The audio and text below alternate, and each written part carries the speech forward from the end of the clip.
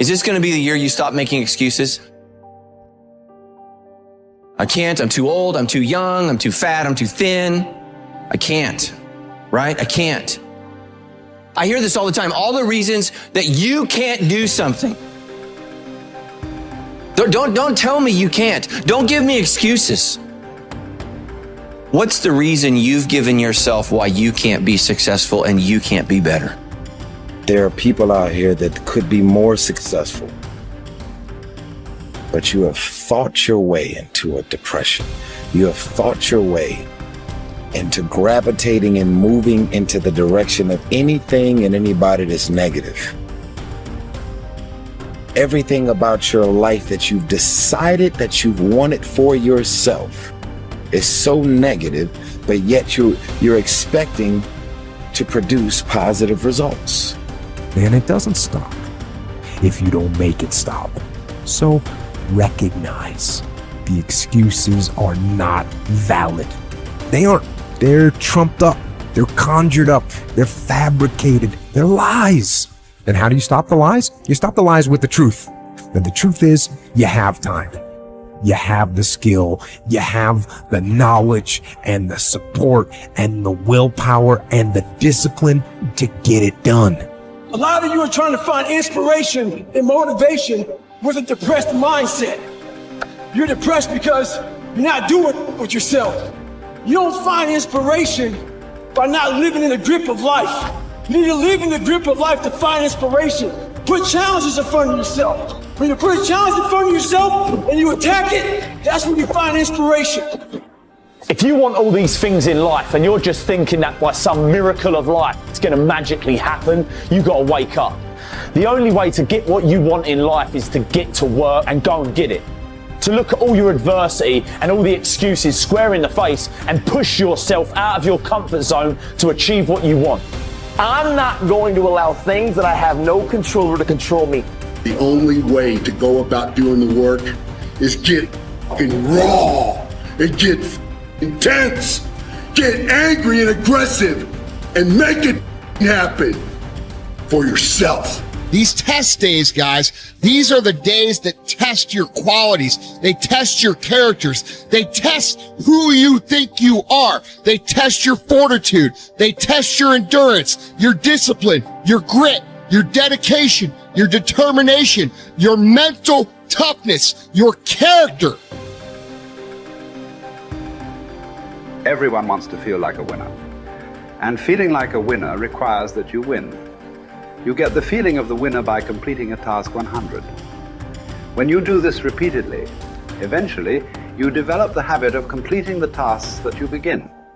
When this habit of task completion locks in, your life will begin to improve in ways that you cannot today imagine. In psychology, the reverse is always true. The incomplete action is a major source of stress and anxiety. In fact, much of the unhappiness that people experience is because they have not been able to discipline themselves to follow through and complete an important task or responsibility. If you have ever had a major assignment that you have been putting off, you know what I am referring to. The longer you wait to get started on an assignment and the closer the deadline approaches, the greater stress you experience. It can start to keep you up at night and affect your personality. But when you finally launch into the task and push it through to completion, you feel a great sense of relief and well-being. It is almost as if nature rewards you for everything that you do that is positive and life-enhancing. At the same time, nature penalizes you with stress and dissatisfaction when you fail to do the things that move you toward the goals and results that are important to you. Pick something, right? Pick something, a nameable goal, and then try to implement it. And what'll happen is you'll learn a lot by trying to implement it. And one of the things you might learn is what a slightly better goal might be. You know, because if you try something diligently and you succeed or you fail, you're going to learn from the effort expended in the detailed implementation of the goal. It's going to inform you. It'll also transform you physiologically. It does that at a very basic level, neurophysiological level. You will be slightly different as a consequence of the attempt. And what that'll mean is that the next goal you pick will be a little more suited to you. And so it's this kind of pathway, right? It's like maybe the goal you should be attaining is here, but you don't know that because you're clueless. And so you aim there. Well, it's better than there. And it's not nothing. It's not cessation of movement. And, you know, if you're supposed to go there and you go here, but you walk diligently towards it, you're a little closer once you get to here than you were here. And it's this oscillating self-corrective process that leads you to the final star. And you have to be willing to engage in erroneous experimentation to manage that, but it is a self-correcting process. And so one of the things I always talk to my clients about is, well, let's try something, you know, and we'll reserve to ourselves the right to alter our trajectory. And then I would use as a corrective there, because you might say, well, how do you know when you're not just giving up, right? Instead of thinking maybe you need a different goal. And I would say, well, you can, if you're really concerned about your proclivity for self-deception, you can enter into a contract with yourself that you won't replace any goal you've set with a goal that's easier. And so you can switch your goal, but it has to be a little harder so that you check yourself against that tendency to withdraw and avoid and be self-deceptive. And that works like a charm. And if you do that with some degree of diligence, your goals will get better and more attainable, and you'll get happier too, because you don't experience happiness except in relationship to a goal. And that's really worth knowing. You know, and that's another thing to think about too. If your life is meaningless, well, you're not pursuing a valued goal. I mean, you might be depressed too, and sometimes that can be like an illness, you know, something that is really wrong with you. But a good rule of thumb is that if you find no joy in life, there's a very low probability that you're pursuing a goal that you regard intrinsically, like in the depths of your temperament, as worthwhile. And that's technically true, because we do in fact experience most of the positive emotion, let's say, that's associated with emotions like joy. We experience that in relationship to a goal.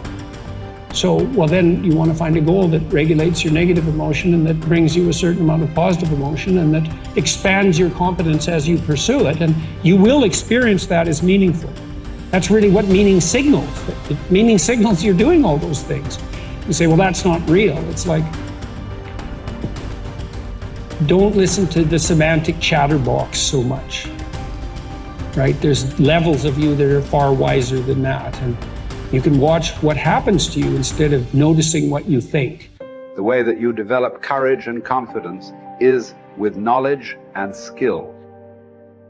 Most fear and doubt arises out of ignorance and feelings of inadequacy of some kind. The more you learn the things you need to know to achieve your goals, the less fear you will feel on the one hand, and the more courage and confidence you will feel on the other.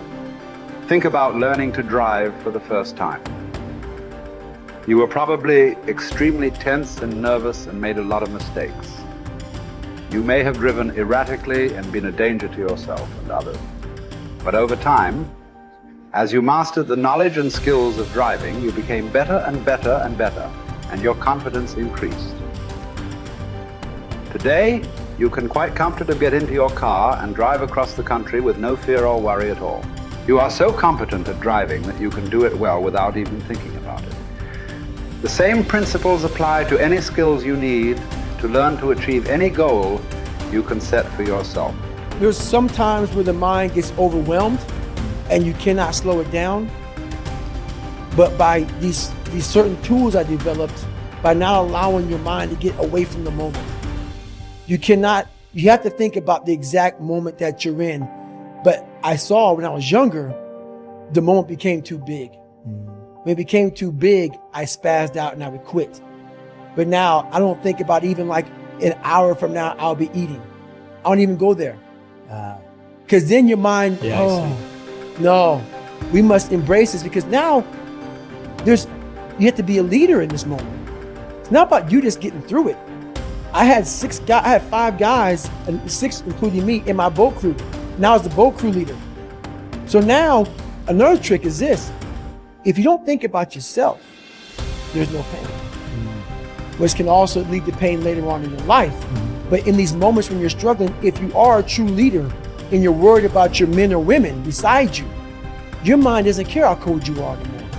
Your mind's only worried about taking care of the men and women beside you.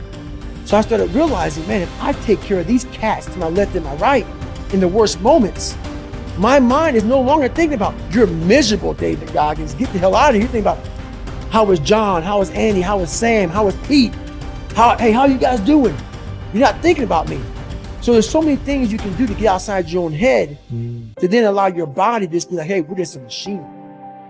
But you have to let your mind be able to process all these different tactics to do that. Take a different vantage point in life. When you are in the hell, you can't see the beauty of being in it when you're in it. Get on top of that mountaintop in your mind. Get on top of that mountaintop and look down on what you're doing. You can see a whole different world, and that world is beautiful. But you gotta get a different vantage point in the suck. Don't be in it. Spiritually, get out of it. Get that soul. Look down on what you're doing. Be amazed by the process of where you're at now and where you came from.